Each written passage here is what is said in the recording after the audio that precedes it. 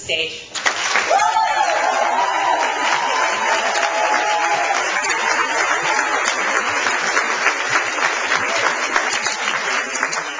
Good evening. My name is Liz Vidalich. I'm 19 years old, originally from Montclair, New Jersey, and I proudly serve at FY10 in East New York, Brooklyn.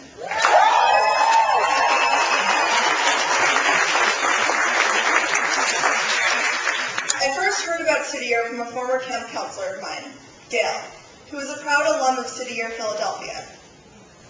Gail is a truly amazing, inspiring person, and in one of our many heart-to-hearts, she mentioned that a life goal was to revolutionize the American education system. Besides the fact that this was the first time I'd heard a career goal beyond doctor, lawyer, or journalist, I was working intensely with kids for the first time. So when Gail told me about City Year, I recognized it as a great opportunity to contribute to society. Our conversations ignited in me a passion for education reform, but that's not the only reason I'm here at City Year.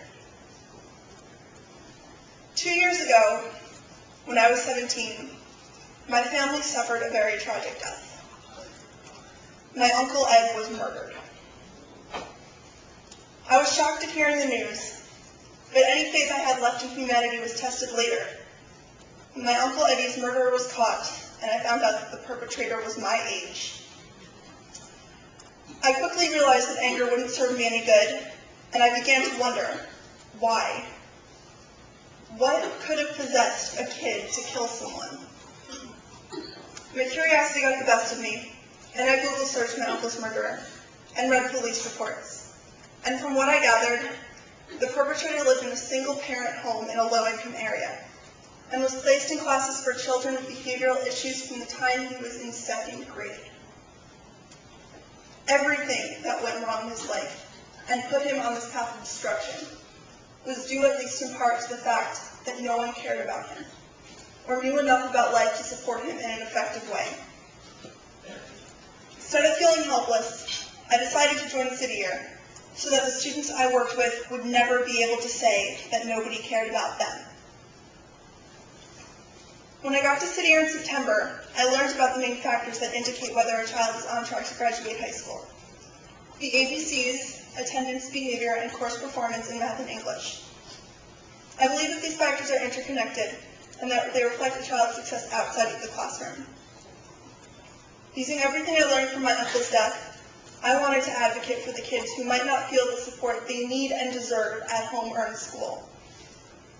Every day, I get to do in-class support with a 3rd grade class that is notorious for having kids with bad attitudes. And there are 2 students in particular, Jarvis and James, for whom I come to work every day.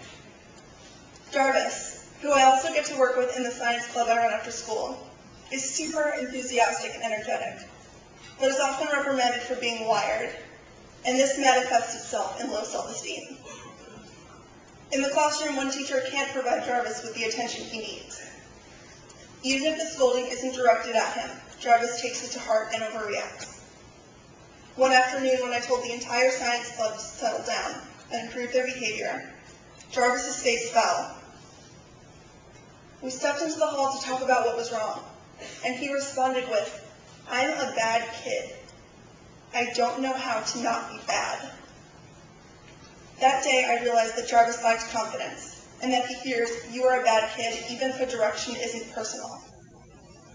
When I'm in the classroom, I give him that extra attention he needs, provide positive reinforcement for the good behavior that is really an accomplishment for him, which gives him more confidence when I'm not present. It might sound corny, but one of my biggest moments with Jarvis is when we make eye contact, and he corrects his behavior because of my presence.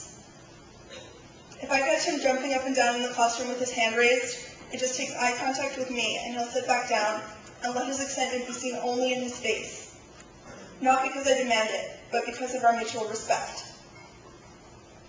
The other student I work with, James, is also very excitable, but instead becomes defiant and aggressive when he gets into trouble.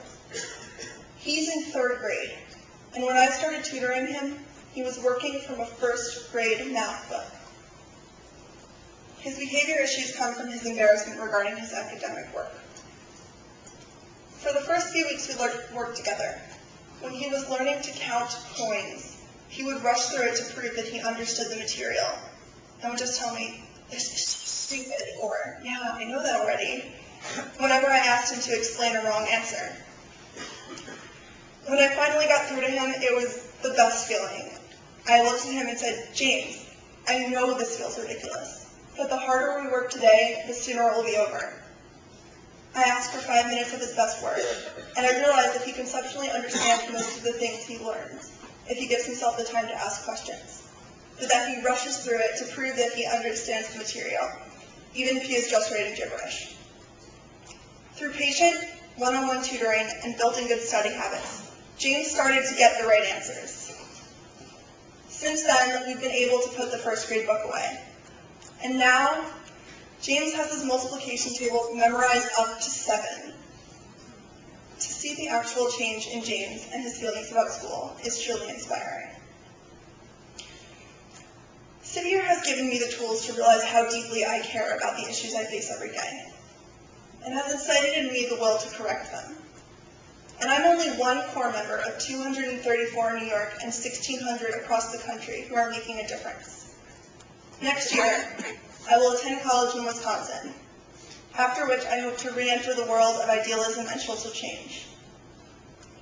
Though my time with Jarvis and James is limited, I can only hope that they are reminded of our relationship in the coming years whenever they see the red jacket in their school and neighborhood. There is nothing I can do to change the past, but I'm honoring both my uncle and the young man who took his life every time I work with Jarvis and James. They will always be able to say, "Someone cared about me."